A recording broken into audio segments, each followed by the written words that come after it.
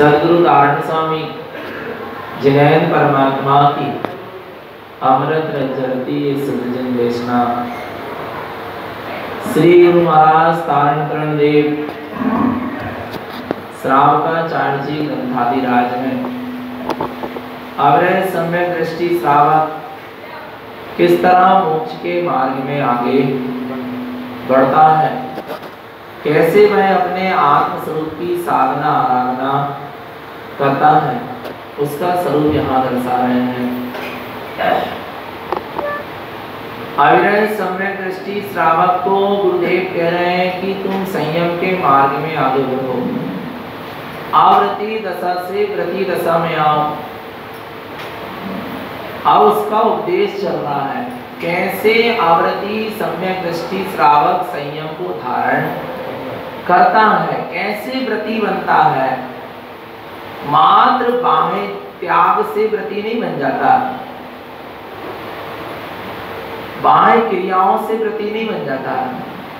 वह अवरह सम्यक दृष्टि श्रावक ने पहले मिथ्यात्, सम्यक मिथ्यात् और सम्यक प्रकृति, ये तीन मिथ्यात् की प्रकृति और चार अनंतानुबंधी तथा इन सात प्रकृतियों का विच्छेद किया है। कितनी प्रकृतियों का?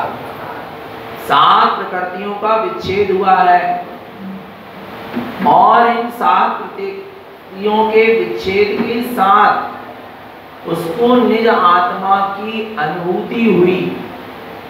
निज आत्मा का अनुभूति श्रद्धान हुआ और जहां निज आत्मा का अनुभूति क्या हो गया? श्रद्धान हुआ, वहां जीव को सम्यक दर्शन हो गया। पर अभी है आवृत्ति दशा, अभी है ये कौन सी दशा? आवृत्ति दशा। कौन सी दशा है? आवृत्ति की क्या है? दशा है। आ रहा है भगवान आत्मा। ये आवृत्ति दशा में वह सात व्यसनों के त्याग पूर्वक 18 क्रियाओं का पालन करता है। कितने व्यसन है? 7 व्यसन है और 18 क्रियाएं हैं। 7 व्यसनों का त्याग करता है और 18 क्रियाओं का पालन करता है। वह अविरह सम्यक दृष्टि ग्रस्त श्रावक कहलाता है। कौन सा श्रावक कहलाता है? अविरह सम्यक दृष्टि ग्रस्त श्रावक कहलाता है। कौन? जिसने 7 व्यसनों के त्याग पूर्वक 18 क्रियाओं का पालन कर रहा है। आ रहा है समझ में? 7 व्यसनों के त्याग पूर्वक 18 क्रियाओं का जहां क्या हो रहा है? पालन हो रहा है। साथ में ज्ञान में आत्मा की सूरत दिनों दिन बढ़ती चली जा रही है और ज्ञान में जैसे जैसे आत्मा की सूरत बढ़ती जाती है उसके संयम के परिणाम होने लगते हैं। वह आवृत्ति श्रावक फिर पाप विषय कसायों का एक देश त्याग करके अप्रत्यक्षान कसाय का भी त्याग करके वह संयम के मार्ग पर कदम रखता है। प्रतिमा आदि को धारण करता है, संयमी हो जाता है। अपने स्वभाव की, अपने आत्मा के अनंत गुणों की मर्यादा में बंध जाता है। आ रहा है समझ में? ये होती है अविरह सम्यक दृष्टि। आगे प्रति कैसे बना, जहां किंचित भी अब उसको संसार शरीर भोग स्वभाव नहीं रहा, मात्र एक अपना निज चैतन्य स्वभाव ही जिसको क्या हो रहा है? सुहा रहा है। बस यहां से प्रारंभ होता है संयम का मार्ग और वो संयम के मार्ग में आगे बढ़ते हुए 11 प्रतिमाओं का संकल्प करता है। दर्शन प्रतिमा, व्रत प्रतिमा, सामायिक प्रतिमा, प्रोष्ठोपास प्रतिमा, सचित्त त्याग प्रतिमा, अनुराग भक्ति प्रतिमा, ब्रह्मचर्य प्रतिमा, आरम्भ त्याग प्रतिमा, परिग्रह त्याग प्रतिमा, अनुमति त्याग प्रतिमा और उद्दिष्ट त्याग प्रतिमा, 11 प्रतिमाएं होती हैं। अभी यहाँ 6 प्रतिमाओं का स्वरूप अपन ने बहुत अच्छे से समझ लिया है। दर्शन प्रतिमा अर्थात 25 मन दोषों से रहित आत्मा का शुद्ध दर्शन होना और निरंतर दर्शन उपयोग में अपना अनंत दर्शनमय जो चैतन्य स्वरूप है वो झूलते रहना, दिखाई देगा। दृष्टि में प्रति समय अपना चैतन्य ज्ञानमय निराकार स्वरूप क्या होना, झूलते रहना, उसका नाम क्या है? दर्शन प्रतिमा है। जहां अपना ही प्रतिबिंब ज्ञानमयी अपना ही प्रतिबिंब हमें अपने ही दर्शन उपयोग में क्या हो, दिखाई दे, उसका नाम दर्शन। अपना प्रतिबिंब अपनी ही दृष्टि में झूले, अपना ज्ञानमयी प्रतिबिंब अपनी ही दृष्टि में दिखाई दे, उसका नाम क्या है? दर्शन प्रतिमा। आगे व्रत प्रतिमा, अब वह दृष्टि उस स्वभाव से बाहर ना जाए। जो दृष्टि अपने स्वभाव में लगी है वो अपने स्वभाव से बाहर ना जाए, उसके लिए वो एक व्रत लेता है। क्या करता है? व्रत प्रतिमा लेता है। 12 व्रतों की साधना करता है। 5 अणुव्रत, 3 गुण व्रत और 4 शिक्षा व्रत। 5 अणुव्रत होते हैं, 3 गुण व्रत और 4 शिक्षा व्रत। इन व्रतों को धारण कर वह साधक प्रति समय अपने आत्मा की सुरत रखता हुआ उसमें अच्छी तरह रत होना चाहता है। इसके लिए फिर वो आगे इन व्रतों का पालन करते हुए सामायिक प्रतिमा देता है। अपने एक आत्म स्वभाव में स्व समय में समाने का पुरुषार्थ करता है। समता परिणाम की यहाँ प्रकटता होती है। समता परिणाम भीतर से जागता है, वीतराग भाव अंतरंग से जागता है। उसके साथ निरंतर समता भाव में रहता हुआ वो सामायिक प्रतिमा का पालन करता है। 3 समय की सामायिक नियम पूर्वक करता है। चौथी प्रोष्ठोपास प्रतिमा, अपने आत्म स्वरूप में ही वास करने के लिए, अपने आत्म स्वरूप में स्थित होने के लिए, अपने शुद्ध तत्व में स्थित ठहरने के लिए वह प्रोष्ठोपास प्रतिमा का पालन करता है। अष्टमी चतुर्दशी पर्वों के दिन में उपवास करता है। पाप और आरंभ के कार्यों का त्याग करके वह 4 प्रकार के आहार के त्याग पूर्वक उस पर्व के दिनों में अपना पूरा उपयोग अपने स्वभाव में लगाने का पुरुषार्थ करता है। अर्थात स्वाध्याय, जाप, पाठ, ध्यान, समायिक और अपने स्वभाव में उपयोग को लगाता है। ये प्रोष्ठोपास प्रतिमा है। आगे सचित्त प्रतिमा या सचित्त त्याग प्रतिमा, हमेशा उसका ध्यान अपने स्वभाव के प्रति सचेत और सावधान है। हर समय क्या ज्ञान क्या है? सचेत और सावधान है। किसके प्रति? अपने स्वभाव के प्रति। अच्छा, कैसे सावधान है? कहीं मेरे स्वभाव में विभाव काम न करें, विभाव परिणाम प्रवेश न करें। मेरे शुद्ध स्वभाव में रागादि विकारी परिणाम का विकल्प क्यों? इन रागादि विकारी परिणामों के विकल्पों से अपनी आत्मा को क्या करता है? बचाता है, आरा है। शुभाशुभ भावों रूप जो विकल्प है उससे अपने आत्मा की रक्षा करता है। सचित्त त्याग प्रतिमा वाला हर समय अपने चैतन्य स्वभाव के प्रति सचेत और सावधान रहता है। वो कर्म जिन भावों से कर्म आत्मा में प्रवेश करेंगे उन भावों में रोक लगाता है, वो है सचित त्याग प्रतिमा। इतना सचेत सावधान हो गया है, उसको इतना, उसका ज्ञान इतना सचेत हो गया है कि यदि मैं ऐसे ऐसे भाव करूंगा तो मुझे ऐसे ऐसे कर्मों का बंद होगा। इसलिए वो हमेशा क्या करता है, सजग और सावधान रहता है, सचेत रहता है। ये सचित त्याग प्रतिमा। और व्यवहार में हरित वस्तु का, सचित वस्तु जिसमें सन्मूर्छन जीव होने की संभावना होती है, ऐसी सचित वस्तु का, हरित वस्तु का क्या कर देता है, त्याग करता है। अर्थात आंसू जल, आंसू फल सब्जी ही ग्रहण करता है।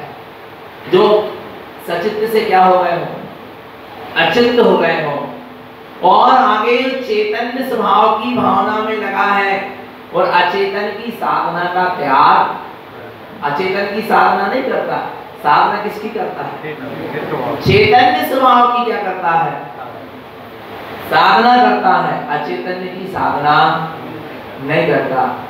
आगे वही प्रतिमाधारी आगे साधना मार्ग में आगे बढ़ता है तो अनुराग भक्ति छठवीं प्रतिमा को लेता है।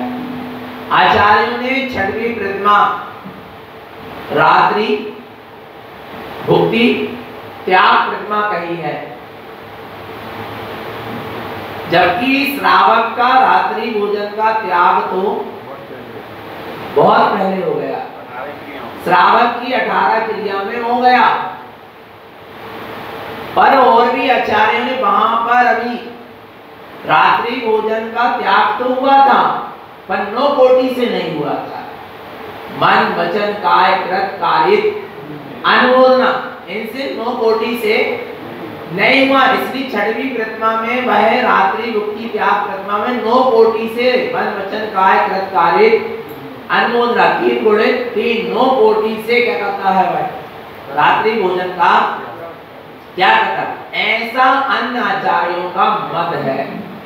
परंतु आचार्य तारण स्वामी ने जब 18 क्रियाओं का स्वरूप आवृत्ति श्रावक ग्रस्त श्रावक की गई, वो 18 क्रियाओं में ही ग्रस्त श्रावक को, आवृत्ति श्रावक को गुरु महाराज ने मन वचन काय कृत कारित अनुमोदना से रात्रि भोजन का क्या करवा दिया, पहले क्या करवा दिया। बहुत ऊंचा आचरण दिखलाया है गुरुदेव ने। तारण स्वामी ने जैसा स्वयं ने पालन किया वैसा जगत के जीवों को बदलाया। ये 14 ग्रंथ गुरु महाराज की साधना है। क्या है, साधना है। जैसे जैसे वो साधना करते गए, जैसे जैसे उनकी साधना आगे बढ़ती गई, वैसा वैसा वे लिखते चले गए। बहुत उत्कृष्ट आचरण गुरुदेव ने यहाँ बदलाया है। साधारण सम्यक दृष्टि की बात नहीं चल रही, यहाँ चाहे सम्यक दृष्टि। कौन सा सम्यक दृष्टि? गुरु महाराज क्या कौन से सम्यक दृष्टि थे? चाहे सम्यक दृष्टि थे। ये समझना भगवान का, जिनको अपने स्वभाव का अटल अचल अखंड श्रद्धान था, जो अपने स्वभाव के श्रद्धान से कभी विचलित नहीं हुए। आराम भगवान आत्मा ऐसे अचल श्रद्धान के धारी थे गुरुदेव। गुरुदेव ने रात्रि मुक्ति त्याग नहीं कही, क्या कही है? अनुराग भक्ति प्रतिमा।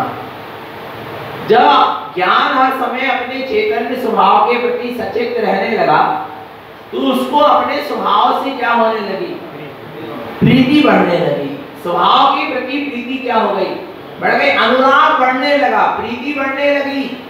इतनी प्रीति बढ़ने लगी कि उसका ज्ञान निरंतर अपने अनंत गुणमय निःशुद्धात्मा की भक्ति करने लगा। क्या करने लगा? भक्ति। भक्ति कौन? ज्ञान भक्ति उत्तुरिना गुरुदेव ने कहा है। कौन सी भक्ति करना है? ज्ञान की भक्ति करना है, ज्ञान से भक्ति करना है, ज्ञानमय भक्ति करना है। आ रहा है और ज्ञान स्वभाव की भक्ति करना है। हमारा ज्ञान भक्ति करे। अभी भक्ति व्यक्ति कैसे करता है? शरीर से, वचनों से। जो अपन भजन गा रहे हैं क्या वचनों से, शरीर से भक्ति हो रही है, आ रहा है मन से हो जाएगी तनक मनक हुई तो आ रहा भगवान आत्मा वो भी ईमानदारी से करो तो। पर भक्ति कैसे होना चाहिए? ज्ञान से, क्योंकि जिसकी भक्ति की जा रही है वो ज्ञान है। भक्ति किसकी की जा रही है? अच्छा एक चीज बताओ, जो जिनेंद्र भगवान की भी अपन भक्ति कर रहे हैं वे भी कौन है? ज्ञानमयी आत्मा है ना। जिनेंद्र भगवान कौन है? ज्ञानमयी आत्मा है। सिद्ध भगवान कौन है? ज्ञानमयी आत्मा है। आचार्य उपाध्याय साधु पंच परमेष्ठी ये कौन है? ज्ञानमयी आत्मा है ना। शरीर तो पंच परमेष्ठी नहीं है ना। यदि पंच परमेष्ठी की भी भक्ति कर रहा है तो वो कैसा है? ज्ञानमयी है। और ये निर्वाणी भी काय से भरी है? ज्ञान से भरी है। आ रहा है। और जो ऐसे सच्चे देव गुरु और सच्चे शास्त्र की भक्ति कर रहा है वो जीव भी कौन है? ज्ञान नहीं है ना। पर क्या हमारी भक्ति में हमें ज्ञान झूलता है? बोलो। यदि हम जिनेंद्र का नाम लेते हैं तो हमको अनंत ज्ञान वाले जिनेंद्र दिखते हैं क्या? अनंत ज्ञान वाला स्वरूप झलकता है क्या? बोलो बोलो। हम अनंत बोलते हैं तो हमको अनंत ज्ञान केवल ज्ञान स्वभाव झूठ रहा है क्या? 24 सितंबर का नाम ले रहे तो 24 सितंबर ज्ञानमयी परमात्मा है ना। ज्ञानमयी हो गए ना, वो ज्ञानमयी है ना। तो क्या हमें 24 सितंबर का नाम लेते से ही ज्ञान स्वरूप झलकता है, झूलता है? और नहीं झूल रहा तो भी भक्ति कहाँ है? नाम की भक्ति हो रही है। और जिन धर्म में नाम की भक्ति नहीं है, था नाम तथा गौरव। आरा भगवान आत्मा उनका ज्ञानमयी स्वरूप तुम्हें झूलने लगे तुम्हारी दृष्टि में, तब तो भक्ति हुई। व्यवहार में काय में उनका ज्ञानमयी स्वरूप, अरिहंतों का अनंत चतुष्टयमय स्वरूप, सिद्धों का अशरीरी शुद्ध असंख्यात उदेशी ज्ञानमय स्वरूप, आचार्यों का पंचाचारमय स्वरूप, उपाध्यायों का द्वादशांग के ज्ञाता रूप स्वरूप और मुनिराजों का रत्नात्रय मई चैतन्य स्वरूप क्या होना चाहिए? उनकी भक्ति करते समय, उनका नाम लेते समय वो क्या होना चाहिए? झलकना चाहिए, झूलना चाहिए। तब तो क्या हुई? भक्ति हुई। और नहीं तो अभी भक्ति नहीं। आरा भगवान का ऐसी भक्ति, ज्ञान भक्ति। कौन सी भक्ति? ज्ञान की भक्ति और ज्ञानमय भक्ति आ रहा है। ये ज्ञानमय भक्ति से निकला हुआ सूत्र है क्या? अनंत ज्ञान मोरे सो अनंत ज्ञान तोरे। ये कहां से निकला? कि मैं भी अनंत ज्ञानमय वाला हूं और ये जगत के जितने भी जीव हैं सब अनंत ज्ञान वाले हैं। गुरु महाराज को अपना अनंत ज्ञानमय स्वरूप झूलता था और जो भी जीव सामने आता था ऐसा लगता था कि ये भी तो अनंत ज्ञान वाला। तब तो वो कहते थे अनंत ज्ञान मोरे सो तोरे और अनंत ज्ञान तोरे सो मोरे। आ रहा है भगवान आत्मा। ये होती है ज्ञान की क्या? हमारा ज्ञान अपने ही ज्ञान स्वभाव की क्या करने लगे? भक्ति माने उससे इतनी प्रीति, इतना अनुराग हो जाए कि हर समय उसी का चिंतन मनन स्तवन विचार आ रहा है, उसी की बार बार सुरत, उसी में रमणता, उसी में लीनता बार बार होने लगे। ये क्या कहलाती है? अनुराग भक्ति। कितना अनुराग है हमें अपनी आत्मा से, कितना अनुराग है। छड़ी प्रतिमा वाले को अपनी आत्मा से इतना अनुराग हो जाता है कि अब वो उससे दृष्टि हटाना नहीं चाहता। जिससे प्रीति होती ना, जिससे अनुराग होता है, आ रहा है वो हर समय दृष्टि में झूलता रहता है। झूलता क्या रहता है? वो दृष्टि में बस जाता है। आ रहा है आंख बंद करे सो वही दिखेगा जिससे प्रीति है। इतना अनुराग अपने स्वभाव से। आंख बंद करे सो वो दिखे और आंख खोले सो दिखे। आ रहा है नहीं आ रहा? हर समय हर स्थिति में वो चेतन स्वभाव से जिसको गाढ़ प्रीति हो जाती है, अपने आत्म स्वभाव से जिसको गाढ़ प्रीति हो जाती है, हर समय उसकी दृष्टि में उसका स्वभाव बस जाता है। वो फिर उसका ज्ञान उसी के गुणों का अनुवादन, हमारी दृष्टि में जो हमारा शुद्ध स्वभाव आया है, ज्ञान उसी का क्या करे? उसी के गुणों का अनुवादन करता रहे, इसका नाम है अनुराग भक्ति। कौन सी भक्ति? अनुराग भक्ति प्रतिमा। दृष्टि में जो शुद्धात्मा आया है, ज्ञान उसके गुणों का क्या करे? अनुवादन करे। ये है, उससे इतनी प्रीति हो गई कि उसी के गुण के अनुवादन में लगा है। ये अनुराग भक्ति प्रतिमा है। पर अनुराग भक्ति वास्तव में तब है जब राग द्वेष से दृष्टि क्या हो जाए, आ रहा है, सारे मिथ्यात्व ज्ञान से दृष्टि हट जाए, सारे असत्य परंपराओं का त्याग हो जाए, सारी शल्यों का त्याग हो जाए, तब तो क्या है? अनुराग भक्ति है। सल रखकर तू आत्मा की भक्ति नहीं कर सकता, अर्थात आत्मा की साधना नहीं कर सकता। साधना करना है तो निसल्ल होना पड़ेगा। निसल्लो व्रती, व्रती कैसा होता है? निसल्ल होता है। संयमी कैसा होता है? निसल्ल होता है। समझना भगवान आत्मा जो मिथ्यात्व ज्ञान राग देश मोह कसाय आदि के परिणामों से विरक्त होकर संयम धारण करता है, वो निसल्ल होता है। और जो मिथ्यात्व मोह राग देश कसायों को अंदर में बसा के संयम लेगा, आ रहा है, वो निसल्ल होकर साधना नहीं कर सकता। क्या होकर? निसल्ल होकर उसकी साधना नहीं हो पाएगी। एक बात ध्यान रखना भगवान आत्मा, तो कैसे साधना करना है? निसल्ल होके करना है, आ रहा है। तो ऐसी प्रीति बढ़ते गई किसके प्रति?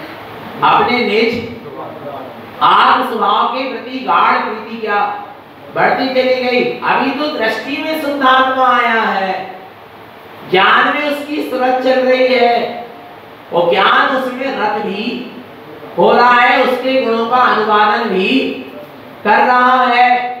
अब यहाँ गुरुदेव कहेंगे कि उस आत्म स्वभाव में अब क्या होना है? चर्या हो। जो जिसकी तू भक्ति कर रहा है उसमें तेरी क्या होना चाहिए? चर्या होना चाहिए। उसमें तेरा आचरण, वो सोचता है कि मेरे आत्म स्वरूप में मेरा प्रति समय क्या हो, आचरण हो, एक समय भी अंतराल ना पड़े, उसके लिए वह सातवीं प्रतिमा लेता है। कौन सी प्रतिमा है? सप्तम प्रतिमा। कौन सी? ब्रह्मचर्य प्रतिमा। कौन सी प्रतिमा? सप्तम ब्रह्मचर्य प्रतिमा होती है। ब्रह्मचर्य अणुव्रत अलग होता है और ब्रह्मचर्य प्रतिमा अलग होती है, और ब्रह्मचर्य महाव्रत और अलग होता है। उत्कृष्ट उत्कृष्ट दशा का बढ़ते चले जाना। क्या है ब्रह्मचर्य प्रतिमा? ब्रह्म अर्थात आत्मा और चर्य अर्थात आचरण। ब्रह्म माने क्या? आत्मा, और चर्य माने क्या? आचरण। अपने ब्रह्म स्वरूप में क्या करना? आचरण करना। उसका नाम क्या है? ब्रह्मचर्य है। जिस ब्रह्म स्वरूप का दर्शन दर्शन प्रतिमा में हुआ, जिस ब्रह्म स्वरूप की सूरत ब्रह्म प्रतिमा में चली, आ रहा है, जिस ब्रह्म स्वरूप में सामायिक प्रतिमा में समाया, आ रहा है, जिस ब्रह्म स्वरूप में रोतोपास प्रतिमा में वास किया, और जिस ब्रह्म स्वरूप में के प्रति हर समय सचित प्रतिमा में सचेत और सावधान रहा, और जिस ब्रह्म स्वरूप की छठवीं अनुराग भक्ति प्रतिमा में उस ब्रह्म स्वरूप की क्या करी? ज्ञान पूर्वक भक्ति करी, आ रहा है। अब उसी ब्रह्म स्वरूप में योग क्या करेगा? आचरण करेगा। अपने ब्रह्म स्वरूप के बाहर नहीं जाएगा, अर्थात आत्म स्वरूप से बाहर जाना ही अब्रह्म है। किससे बाहर जाना?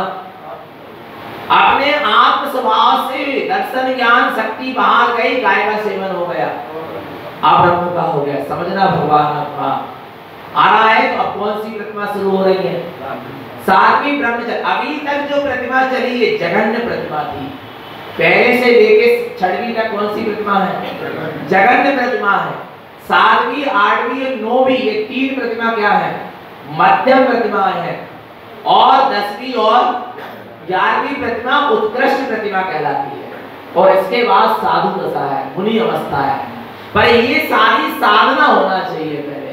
तो छठवीं प्रतिमा तक का पालन करते हुए वह साधक जब उसका ब्रह्म स्वरूप में क्या होने लगता है, आचरण होने लगता है, तब वो कौन सी प्रतिमा लेता है? आपको पता है नारायण स्वामी को कितने वर्ष लग गए ब्रह्मचर्य प्रतिमा लेने में? ऐसे नहीं हो जाती प्रतिमा। 16 शुद्धि का भोजन करने लगे, चटाई में सोने लगे, कुएं का पानी पी लिए, बोले क्या हो गए, प्रतिमाधारी हो गए, प्रतिमा दे दो। कैसे? ऐसे नहीं होती। आना है भगवान, इसके लिए साधना चाहिए। नारायण स्वामी को मिथ्यावेली वर्ष 11 मिथ्या मिलाने में कितने वर्ष लगे? 11 वर्ष में, अर्थात 11 वर्ष की बाल अवस्था में नारायण स्वामी को सम्यक दर्शन हुआ, मिथ्या मिलाया, और सम्यक दर्शन होने के जस्ट बाद व्रत ले लिया क्या? ब्रह्मचर्य व्रत 10 वर्ष लग गए। साधना करी है, ऐसे नहीं ले लिया। पहले क्या किया है? साधना करी है, फिर पालन होगा। जिसकी साधना परिपक्व नहीं होगी उसका पालन परिपक्व नहीं होगा। समझ लेना भगवान आत्मा। पहले क्या करी गुरु महाराज ने? मिथ्यावेली वर्ष 11, सम्यक समय मिथ्यावेली वर्ष 10। सम्यक मिथ्या मिलाने में कितने वर्ष लग गए? 10 वर्ष। कितने हो गए? 21। जब मिथ्या तो सम्यक मिथ्या क्या हो गया? बिना गया, तब जाकर क्या लिया उन्होंने? 21 वर्ष में आजीवन अखंड बाल ब्रह्मचर्य व्रत लिया। ऐसे नहीं ले लिया, देखा देखे में नहीं ले लिया, ऐसे नहीं ले लिया। 5 इंद्रियों के विषयों से विरक्त होकर लिया। आ रहा है। और मिथ्यात्व और सम्यक मिथ्यात्व की प्रकृति का क्या किया है? क्षय किया है। फिर क्या किया है? व्रत लिया। ये शरीर में हूँ, शरीर आदि मेरे इन मानता को क्या किया? पहले छोड़ा है, अंदर से निकाला है। आरा भगवान आत्मा, तब जाकर सम्यक दर्शन होने के बाद भी 10 वर्ष लग गए आजीवन अखंड बाल ब्रह्मचर्य व्रत को लेने में। कितने? 10 वर्ष। ऐसे नहीं ले लिया। जल्दबाजी का मार्ग नहीं है। बड़ी धैर्यता के साथ, गंभीरता के साथ चलने वाला क्या है? मार्ग अपने आप को अपने ज्ञान की कसौटी में पहले कस के देखो। काय में हम अपने ज्ञान की साधना की कसौटी में खरे उतर पा रहे हैं कि नहीं उतर पा रहे? आ रहा है। तब फिर क्या करना? आगे बढ़ना। तब क्या करना? आगे बढ़ना। समझना भगवान आत्मा। तो क्या कह रहे हैं?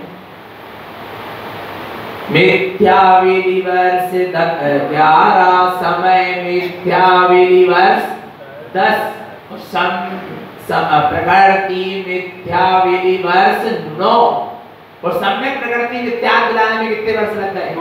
9। कितने हो गए? 30 हो गए। तब 30 वर्ष में उन्होंने सप्तम ब्रह्मचर्य प्रतिमा ली। ऐसे नहीं ले ली। मिथ्या, सम्यक मिथ्या और सम्यक प्रकृति मिथ्या में तीनों क्या हो गए? जहां मिथ्या मिलाता है उस सब सम्यक होता है। जहां सम्यक मिथ्या मिलाता है उस सब सम्यक होता है। और जहां सम्यक प्रकृति मिथ्या नहीं मिला गया वहां छाई सम्यक होता है। आ रहा है। ऐसी उत्कृष्ट साधना पूर्वक गुरुदेव ने सप्तम ब्रह्मचर्य प्रतिमा ली। ऐसे नहीं ले ली। 30 वर्ष लगे ब्रह्मचर्य प्रतिमा की क्या करने में? साधना करने में। समझ लेना भगवान आत्मा। आ रहा है। सबसे कठिन कोई चीज है तो वो क्या है? आपको पता है 4 चीजों को बस में करना क्या है? कठिन है। कौन कौन सी चीजें हैं? अखाण रसनी कम्माण मोहिनी तेह बयान बम चा गुत्ती सो मन गुत्ती चौसे जंदी दुखे। आरा समझ में? अखाण रसनी। 4 चीजों को बस में करना बड़ा दुर्लभ है, बड़ा कठिन है। पहला क्या है?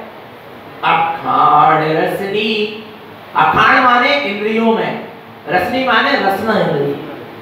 काय में? इंद्रियों में रसना इंद्रिय को बस में करना क्या है? बहुत कठिन है, समझ लेना भगवान आत्मा। जब शरीर शिथिल हो जाता है तो स्पर्शन इंद्रिय के भोग नहीं होते, पर उस समय भी रसना इंद्रिय प्रबल रहती है। मरने की कंडीशन में भी होगा, आयु का अंत भी आने वाला होगा, आज शरीर में झुर्रियां पड़ गई, बुजुर्ग हो गया, अब स्पर्शन इंद्रिय काम नहीं कर रही, पर कौन सी इंद्रिय काम कर रही है? रसना इंद्रिय। सबसे प्रबल यदि कोई सी इंद्रिय होती तो वो क्या होती है? रसना इंद्रिय। रसना इंद्रिय के वशीभूत होकर जीव भगवान आत्मा न भक्ष देखता है ना अभक्ष देखता है। आ रहा नहीं आ रहा भगवान आत्मा, आ रहा है असंख्यात जीवों का भाग करने के लिए तैयार है, पर रसना इंद्रिय की रसना की क्या होना चाहिए? पूर्ति होना चाहिए। विचार कर लेना भगवान आत्मा। फिर वो एक ही नहीं देखता मैं किस कुल में जन्मा हूं, मैं किस कुल में जन्मा हूं और मैं कर क्या रहा हूं। अभक्ष पदार्थ का भक्षण करेगा, मांस भक्षण करेगा, मादक भक्ष को खाएगा, काहे के पीछे? काहे के पीछे? रसना इंद्रिय के पीछे असंख्यात जीवों का भाग कर। 2 उंगल की है रसना इंद्रिय, कितने उंगल की? विचार करना, 4 उंगल की ये क्या है? रसना इंद्रिय है, पर इसके पीछे जीव असंख्यात जीवों का भाग करने के लिए क्या है? तैयार है। और पता है जहां पर हमें कदम भी नहीं रखना चाहिए, वहां पर कदम रखकर उन लोगों के साथ बैठकर वो अभक्ष खा रहा है। रसना इंद्रिय के पीछे, काय के पीछे? रसना इंद्रिय के पीछे।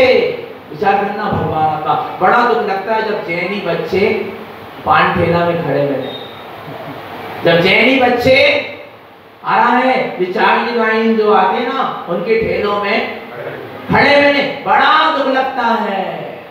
आ रहा है जहां बचपन से ही क्या, जहां बचपन से ही क्या, ऐसे कुल में तुम जन्मे हो, ऐसे घर में जन्मे हो जहां पर बचपन से ही तुम्हें क्या मिल सकता है? शुद्ध आहार मिल सकता है। मिल सकता है क्या नहीं मिल सकता? बोलो। उस कुल में, उस घर में तुम क्या कर रहे हो? और फिर कहां जाके खड़े हो रहे हो? होटलों में, चाट के ठेले में। विचार करना, विचार करना बाबा, कहां से परिणाम में विशुद्धता आएगी?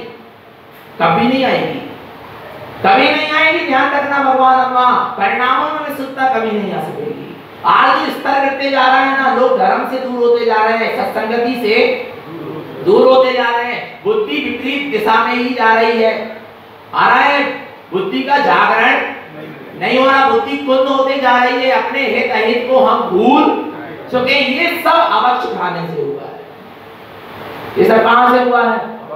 अभक्ष के भक्षण से हुआ है। और उन लोगों के साथ वही कपसी में वो पी रहे हैं, वही कपसी में तुम पी रहे, वही प्लेट में वे खा रहे, तुम खा रहे, जिनको हम घर में नहीं घुसने देते। घर में भी घुस जाए तो क्या करना पड़े? शुद्धि करना पड़े, धोना पड़े। आ रहा है भगवान आत्मा, उनके साथ बैठकर क्या करता है? विचार करना भगवान आत्मा। तो कहां से परिणामों में क्या आएगी? विशुद्धता कभी नहीं आ पाएगी। समझ लेना भगवान आत्मा, समझ लेना। अभी समझ नहीं आ रहा अपन को। तो अखाड़ रसनी, रसना में कौन सी इंद्री? आ रहा है इंद्रियों में कौन सी इंद्री? रसना इंद्री बड़ी प्रबल होती है। और आपको पता है, चींटी देखा है आपने? चींटी हर चीज में लगती है,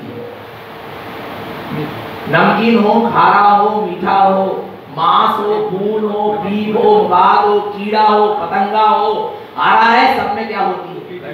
ध्यान से सुनो, ध्यान से सुनो। आ रहा है सब में क्या लग जाती है? क्या लग जाती है? चींटी। नहीं आ रहा समझ में? कौन बनता है चींटी? कौन? जो कुछ नहीं देखता, क्या भक्षे और क्या वो सब में टूट पड़े। आ रहा है चींटी, आप देखो, हमने देखा, वो मीठे में भी लगेगी, खारे में भी लगेगी, खून भी पड़ा हो तो उसमें लग जाएगी, कोई कीड़ा मरा पड़ा हो तो उसमें लग जाएगी। आ रहा नहीं आ रहा भगवान अम्मा? वो चींटी सब में क्या हो जाती है? लग जाती है। समझना भगवान आत्मा, फूल की एक पत्ती भी पड़ी होगी ना, उसमें चींटी क्या हो जाएगी? लग जाएगी भगवान आत्मा। आ रहा है नहीं आ रहा समझ? आ रहा है जो नाना प्रकार के अभक्ष पदार्थों का क्या करता है? सेवन करता है भगवान आत्मा, वो क्या बनेगा? बस वो फिर सबको खाते पीते आ रहा नहीं, समझ लेना भगवान इसलिए कह रहे हैं अखाड़ रसनी। कौन सी? क्या? अखाड़ रसनी। इंद्रियों में कौन सी इंद्री? रसना इंद्री को बस में करना क्या है? बहुत कठिन है, समझ लेना भगवान आत्मा।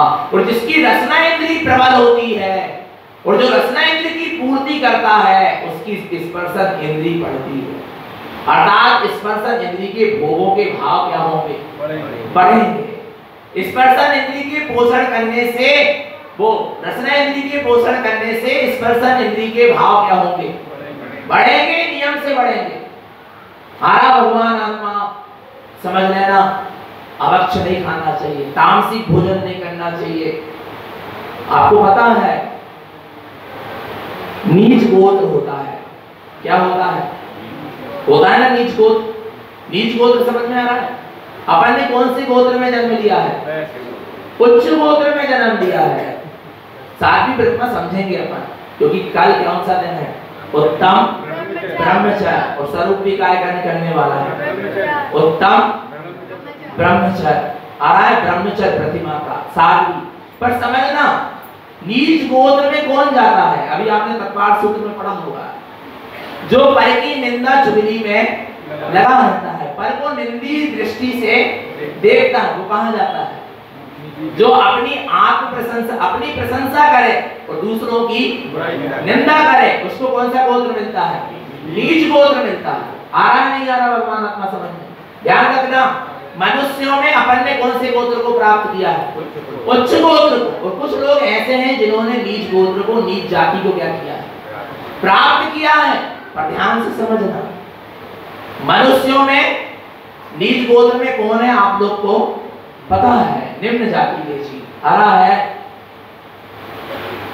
त्रियंचों में नीच गोत्र के कौन जीव है? नीच जाति के कौन है? सुअर, कुकर, ये क्या कहलाते हैं? नीच जाति के कहलाते हैं। आ रहा है क्या कहना चाहिए इसको? चमगादड़ आदि ये क्या है? सब नीच जाति की, नीच जाति के पशु पक्षी हैं जे। आ रहा है भगवान आत्मा, इनको हम छू नहीं सकते। छू लो तो क्या करना पड़ेगा? स्नान करना पड़ेगा। आ रहा है समझ में? देखो शुद्धि अशुद्धि का बहुत ध्यान रखना चाहिए। मुनिराज कभी स्नान नहीं करते। मुनिराज स्नान नाम के महाव्रत के क्या होते? वो महाव्रत के धारी होते, वो कभी स्नान नहीं करते। पर मुनिराजों के लिए भी विधान है कायगा स्नान का। किस स्थिति में? सुनो ध्यान से। जो मुनिराज अंतरंग बहिरंग परिग्रह का त्याग करके पवित्र हो गए, शुद्ध उपयोग से पवित्र हैं, स्वानुभूति से पवित्र हैं, रत्नात्रय से पवित्र हैं, जिनको स्नान की आज्ञा नहीं है, वहीं पर जितेंद्र भगवान उनको एक समय ऐसा आता है जब स्नान की आज्ञा देते हैं। तो आप सुनो सुनो ध्यान से सुनो। आ रहा है वो कुछ समझ में आए तो अगले साल से सुधार कर लेना। आ रहा भगवान आत्मा, पता है मुनिराज तब स्नान करते हैं जब मुनिराज किसी शूद्र से छिड़ जाए।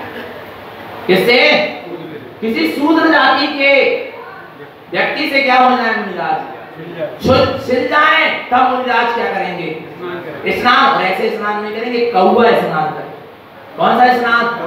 कौवा स्नान समझते हो? आधे शरीर में कमंडल का पानी घुमाएंगे, अपने डालेंगे। कितने शरीर में? आधे शरीर में कमंडल का पानी घुमा के क्या करेंगे? वो शुद्धि करेंगे। उनके लिए भी विधान है, विचार करो कितना परहेज रखा जाता है। सब चीज भगवान आत्मा है स्वभाव से, पर पर्याय में पर्याय है और स्वभाव में स्वभाव है, व्यवहार में व्यवहार है और निश्चय में निश्चय है। आ रहा है शूद्र जाति का स्पर्श सूत्र, अस्पर्श सूत्र में स्पर्श सूत्र वे हैं जिनको अपन क्या कर सकते हैं? आ रहा है उनके साथ उठ बैठ सकते हैं। और अस्पर्श सूत्र में जिनके साथ हम उठ बैठ भी नहीं सकते, अपने घर में भी प्रवेश नहीं करा सकते। आ रहा है एक स्पर्श सूत्र होते और एक क्या होते हैं? स्पर्श सूत्र। स्पर्श सूत्र वाला कौन सा वाला? स्पर्श सूत्र जाति का जीव सम्यक दर्शन को धारण करके व्रत आदि को क्या कर सकता है? धारण कर सकता है। ध्यान से सुनना, कदाचित उसके अंदर में और वीत रागता जाग जाए तो साधु भी बन सकता है। पर सुनो ध्यान से, कितना परहेज है, अपन को समझ नहीं आ रही है ये बात। आ रहा है, स्पर्श शूद्र जाति का जो जीव है वो मुनि बन जाएगा, पर उसको आचार काष्ठ का कमंडल नहीं देंगे। काय का कमंडल नहीं देंगे? काष्ठ माने लकड़ी का कमंडल, उसके पास लोहे का धातु का कमंडल होगा, जिससे पूरे संघ में अलग पहचान हो कि ये कौन सी जाति का आया है। भलाई आत्मकल्याण कर रहा है, पर व्यवहार में व्यवहार है और निश्चय में निश्चय। इस चीज को समझो।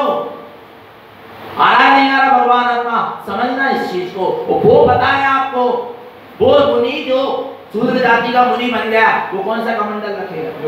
क्यों इतना परहेज? वो भी तो रत्न त्रय का धारी है ना, वो भी तो भावलिंगी है ना, वो भी तो शुद्ध उपयोगी है। पर नहीं आ रहा है, उसने यदि जाति, इसने शूद्र जाति में जन्म लिया, माने पूर्व में उसने कहीं ना कहीं क्या करी है, कर्म बांधे हैं। वैसे आ रहा नहीं आ रहा, आज सुलट के अच्छी बात है, पर जाति के संस्कार समझ लेना। भगवान आत्मा आचार्य, उसको भी कौन सा कमंडल पकड़ा है?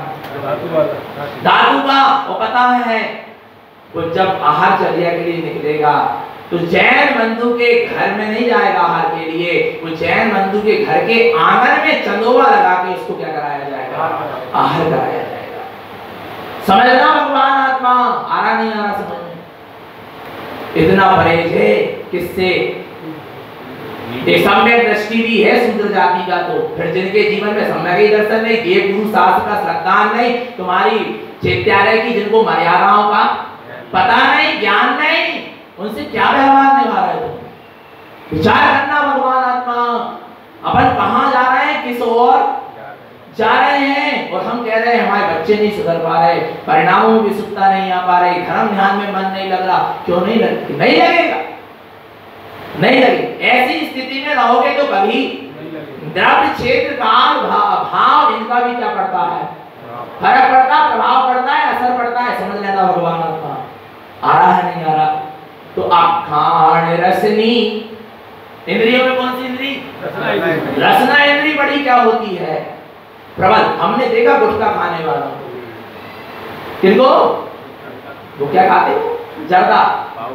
आना है, इतनी शर्म नहीं आती है, भिखारी से भी वो मांग लेता है भैया बैठो। विचार करो भगवान आत्मा। नहीं आ रहा? नहीं आ रहा। अच्छे बच्चे, बड़े बड़े अमीर अरबपति करोड़पति, जब उनका गुटखा समाप्त हो जाए, उनको जब उसकी तरफ लगती है तो वो ये भी नहीं देखता ये कौन जाति का, कौन है, भिखारी है, क्या है क्या नहीं। आ रहा नहीं आ रहा? किसी से भी मांग लेगा, रिक्शा वाले से, ऑटो वाले से, किसी से भी। हाँ, ये रसना इंद्री इतनी क्या होती है, इतनी खतरनाक होती है, इतनी प्रबल। इसलिए तो कहा रसना इंद्री को बस में करना क्या है? बहुत कठिन है। अखाण रसनी। नहीं आ रहा? इंद्रियों में कौन सी इंद्री? रसनेन्द्री। कम्माण मोहिनी। कर्मों में कौन सा कर्म? मोहिनी कर्म सबसे ज्यादा प्रबल होता है। कौन सा कर्म? मोहिनी कर्म को जीतना बहुत क्या है? कठिन है भगवान आत्मा। आ रहा है, वो मोहिनी कर्म के नाश से ही फिर दर्शनावर्णी, ज्ञानावर्णी, अंतराय कर्म का क्या होता है? नाश होता है, तब अनंत चतुष्टय प्रकट होते हैं, अनंत दशा प्रकट होती है। आ रहा है, तो मोहिनी कर्म को क्या करना? जीतना बड़ा क्या है? जरा सा मोह का परिणाम भी जीव को तरने नहीं देता। आ रहा है, नकुल सहदेव, युधिष्ठिर, भीम और अर्जुन, नकुल और सहदेव, पांचों भावलिंगी वीतरागी क्या थे? साधु मुनिदास थे। और पांचों के ऊपर एक से क्या हुए? उपसर्ग हुए। गरम गरम लोहे के क्या पहनाए गए? आभूषण पहनाए गए। और समझना, अखाण रसनी कम्माण मोहिनी। आ रहा है, और तीन मुनिदास, युधिष्ठिर, भीम और अर्जुन मुनिदास तो अपने आत्म स्वरूप में क्या रहे? लीन रहे। पर नकुल और सहदेव मुनिदास थोड़े ध्यान से कहां आए? बाहर आए। तो ये भी नहीं कहा कि मेरे भाई, क्या कहा? साधर्मियों पर देखो कैसा उपसर्ग हो रहा है। ये भी मोह का ही परिणाम है। ये भी क्या का परिणाम है? ये मोह का ही परिणाम है। बिलाई, ये प्रशस्त राग है, शुभ राग है, पर है तो राग। विचार करो, इतना सा परिणाम आया, उनको अपना उपसर्ग नहीं दिख रहा कि मेरे ऊपर भी दोहे क्या, उनको अपने शरीर की कोई चिंता नहीं आ रहा है, पर वो क्या करने लगे, आ रहा है साधनों पर देखो कैसा उपसर्ग आ रहा है, और ये कैसे अपने आप में ध्यान में, पर अपने से चूक गए ना, अपने से अपने स्वरूप को भूलकर पर की आराधना में, ये भी मोह ही है, ये भी क्या है, मोह ही है। आ रहा है उसी भाव से मोक्ष जा सकते थे कौन, नकुल और सहदेव, पर नहीं गए। युधिष्ठिर, अर्जुन और भीम क्या हो गए, मोक्ष चले गए, कोई विकल्प नहीं, निर्विकल्प दशा में स्थित रहे, मोह का क्षय कर दिया। और सहदेव और नकुल और सहदेव ने क्या किया, जरा सा परिणाम की साधर्मियों पर कैसा उपसर्ग आया, इतने से परिणाम ने पता कहां पहुंचा दिया, इतना सा मोह का परिणाम, और कोई गलत मोह नहीं था, सुबह मोह था, सुबह राग था, आ रहा है, इतने से शुभ राग ने कहां पहुंचा दिया, सर्वार्थ सिद्धि। अब पता है कितने भाव, कितने दिन बाद जाएंगे मोक्ष, 33 साल के बाद फिर एक बार मनुष्य पर्याय में आएंगे। इतने से मोह के परिणाम ने कहां पहुंचा दिया, सर्वार्थ सिद्धि। अब 33 साल की आयु में सर्वार्थ सिद्धि के देव की, 33 साल के बाद पुनः एक बार पुनः किसी मां के गर्भ में आना पड़ेगा, क्योंकि मनुष्य पर्याय से ही मोक्ष है। पुनः किसी मां के गर्भ में क्या करेंगे, वो जन्म लेंगे, फिर जाएंगे वो मां के गर्भ रूपी नरक में। विचार करना, भगवान आत्मा फिर जन्म होगा, आ रहा है, और फिर वही उनको क्या करना पड़ेगी, फिर साधना करना पड़ेगी, आ रहा है। विचार जरा से मोह के परिणाम ने कितना दूर कर दिया, बोलो, नहीं तो उसी भाव से कहां जा सकते थे, कोई कमी नहीं थी, बद्रराज सैनन सरिता सब पूरी व्यवस्था थी, आरा भाव की वीतरागी साधु दशा भी थी, पर जरा सा परिणाम आ रहा भगवान, इस संजरण कसाय क्या, जरा सा उदय ने कहां ले जाकर खड़ा कर दिया। सर्वार्थ 33 सागर के बाद मुक्ति होगी, वो भी मनुष्य पर्याय में आना ही पड़ेगा, किसी माँ के गर्भ में जाना ही पड़ेगा, फिर किसी न किसी माँ को वो रुलाएंगे।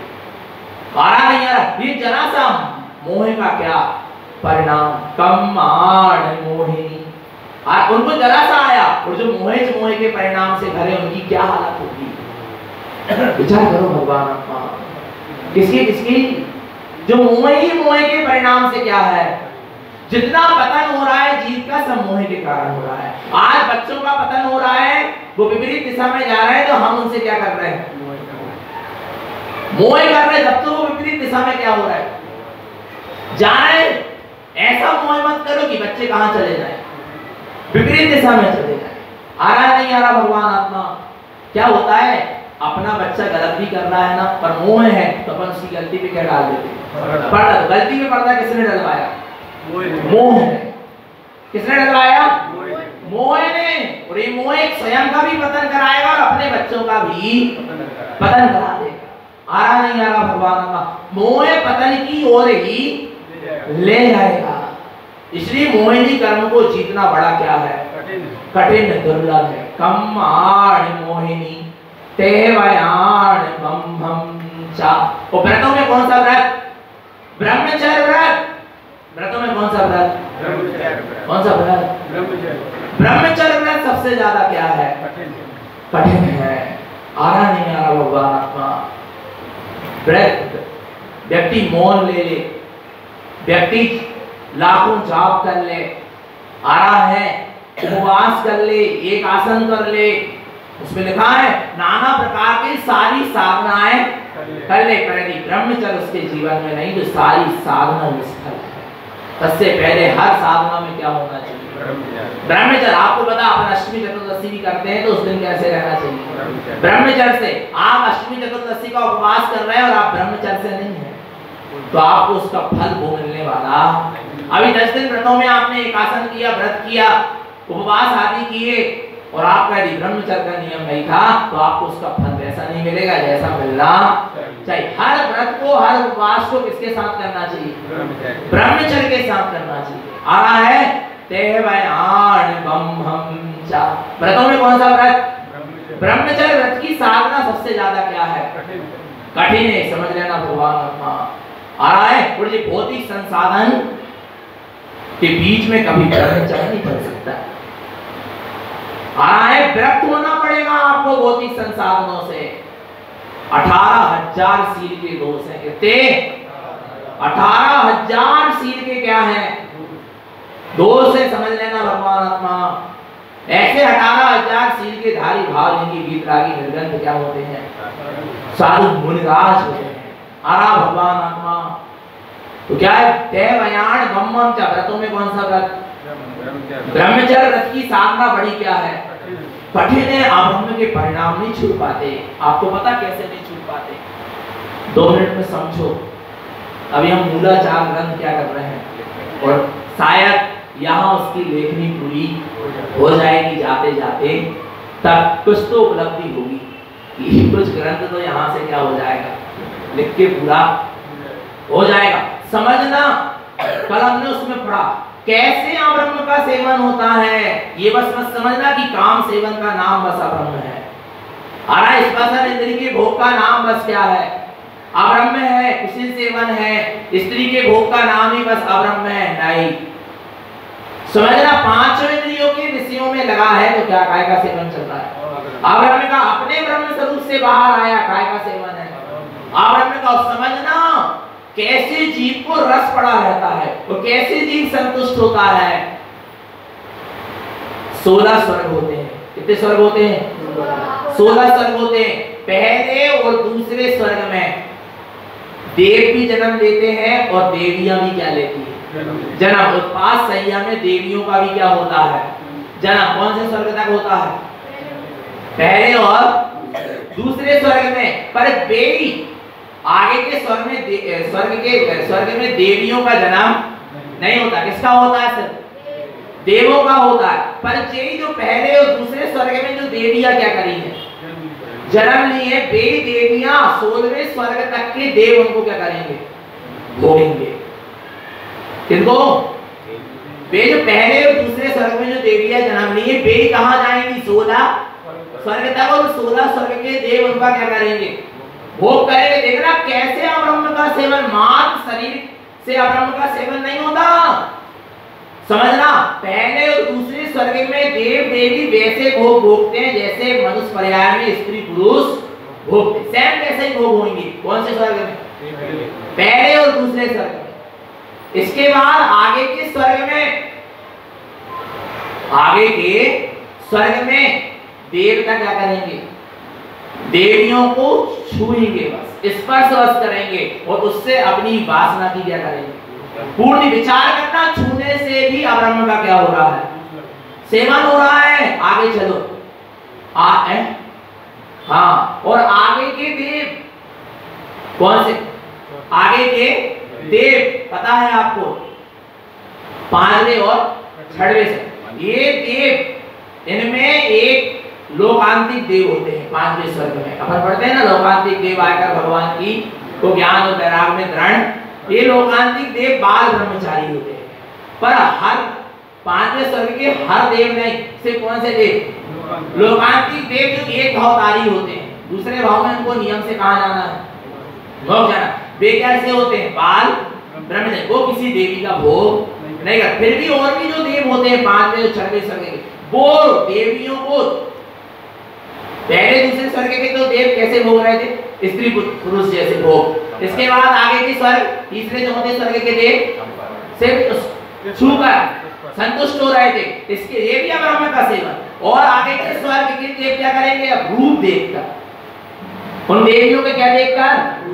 रूप देखकर। क्या हो? रूप को देखना भी अब्रह्म का सेवन है। क्या क्या? रूप को क्या करना? देखकर संतुष्टि हो रही है ना, राग की पूर्ति हो रही है। अब्रह्म का क्या है? सेवन है। समझना। और आगे देखो, आगे के स्वर्ग के देव अब क्या करेंगे? 4 और आगे के स्वर्ग के देव आ रहा है सिर्फ क्या करके? आ रहा है शब्दों को सुन के। स्त्रियों के शब्दों को सुनकर यदि तुमको संतुष्टि हो रही है, अच्छा लग रहा है, तुम आकर्षित हो रहे हो, तो तुम्हारा अब्रह्म का क्या है? सेवन। आगे के स्वर्ग के देव देवियों के क्या करके? शब्दों को सुनकर क्या हो गए? आ रहा है, संतुष्ट हो रहे हैं, अब्रह्म का सेवन चल रहा है।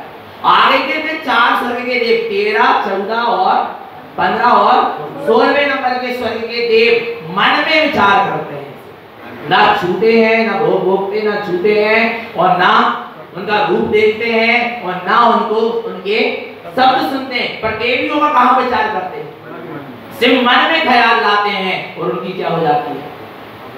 असंतुष्टि हो जाती। माने इधर तक चलेगा ब्रह्म का सेवन, ये तो व्यवहार से बात चल रही है, अंदर में जाओगे तभी और बहुत गहराई में जाओगे। विचार करना भगवान आत्मा आ रहा है।